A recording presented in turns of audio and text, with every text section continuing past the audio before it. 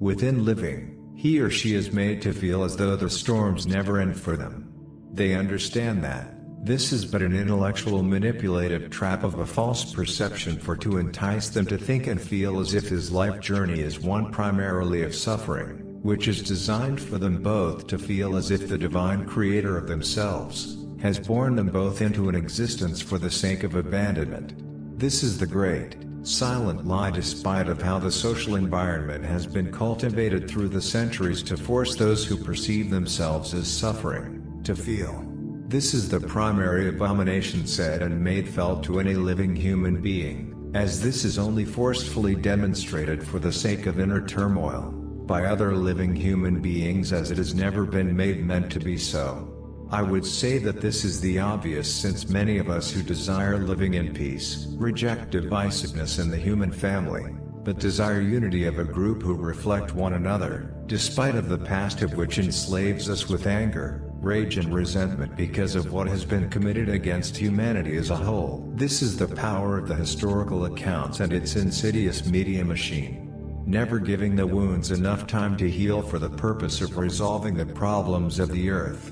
but continuing to broadcast what happened, to keep investing into the human mind animosity, hatred, all of which is crippling to the mind, spirit as well as the common intellect. It's the wicked culture. And unfortunately matters are getting worse. And the primary unfortunate is that this is known and ignored, giving more vigor to the moral degeneracy. This display of evil form of immoral education is primarily aimed at the emotional stability of the host, with the intention to cause and therefore ensure centuries of further social instability. They fail to realize that this journey in regards to that perception is left to be a previous venture and never a perception to be embraced as the truth. For every human being, there is a time to experience the feelings and thoughts of thinking as though he or she has been abandoned, for the purpose of understanding that they are not, and never will be, especially considering the fundamental evidence that none have consciously participated in the creation of themselves, and if so,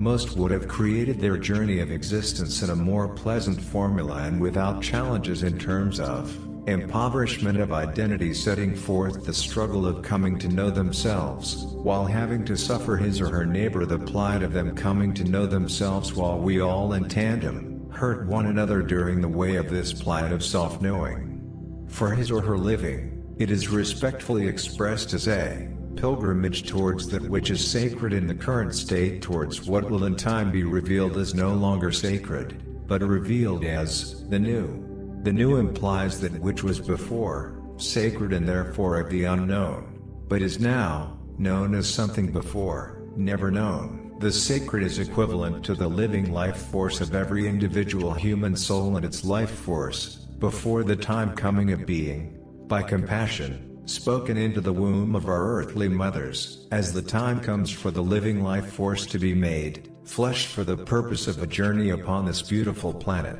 There lie a purpose for every living human being, for the objective of teaching another one of living, even from the acts of committing an evil act, the same as the dual component of committing a good one considered righteous. As then, the human family is met with various point of views which has been shaped by the past experiences individually, and which cultivates individual point of views of where many of us fall victim of forgetting that we are all individuals sharing the same life experience consciously, but not upon the same chord intellectually because of the distinctions of the past times. This opens the door of opportunity for discussions of learning from one another for the sake of oneness and not strictly coexistence. This in truth reveals that, for one to know themselves, we must understand the fact of having an interest of knowing one another. We come to observe matters of living and come to understand that our collective experience in a living expedition holds various lessons of which in fact we are to come to know, for to share with one another for a revealed given time, which reveals a sense of identity upon every level, either personal or strictly environmental, which is also personal in an individual sense. This is the true benefit of the state of coexistence, without the political meaning of human beings having to tolerate one another while existing in the same world. toleration holds a conflicting essence inside of it if accurately observed and felt. We are tolerating one another and therefore suppressing the hatred or common discontent, when toleration is in fact outside of the political meaning, showing a state of love and humility for the effort to understand one another, so that we will realize the importance and benefits of knowing the personal distinctions of one another for the granting of a peaceful living, and not one that we are imbued with the wrong perception of tolerance and thus being contaminated with the effects of political doctrines and its established poisons, which does nothing more or less but cause divisiveness between the human family, which objective aim has forever been warfare. There are many who are utilizing these active entities in areas of where they are hurting people without understanding of how their acts against one human being is a crime against humanity itself as a whole, which involves every living human being despite their creed or culture. I know that pinch is correct. That might even anger some of you who are still bleeding from either real experiences, or from the slashing of the mind and emotions from observing historical accounts broadcast for the sake of keeping you bleeding inside and angry, resentful. Those effects keep you there, in that inner prison of where you have even found a comfort zone in being in this state of inner turmoil. The vicious lie of having to be proud of your culture despite of how much turmoil that the acts against humanity has caused the victims of it.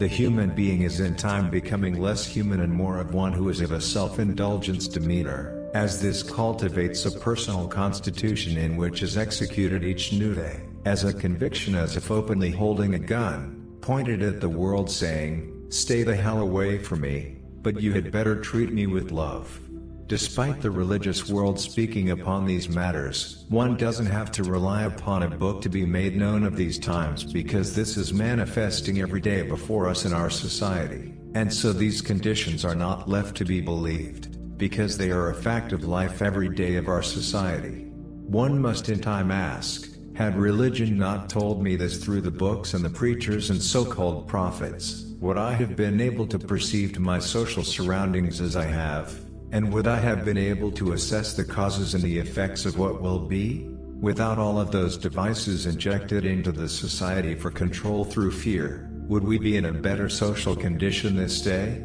I will confidently say that the human family was never been created so naive to not be able to collectively answer that vital question conclusively. It is this question that has been, through the scholars of lies, forced us to believe that our instinctive intelligence is undeniably an endangerment to our very souls if we acknowledge it and then execute it. Time will tell when the majority will come to the realization and know that we are the solution and have been far too long the problem. Written by David Anthony Brayboy.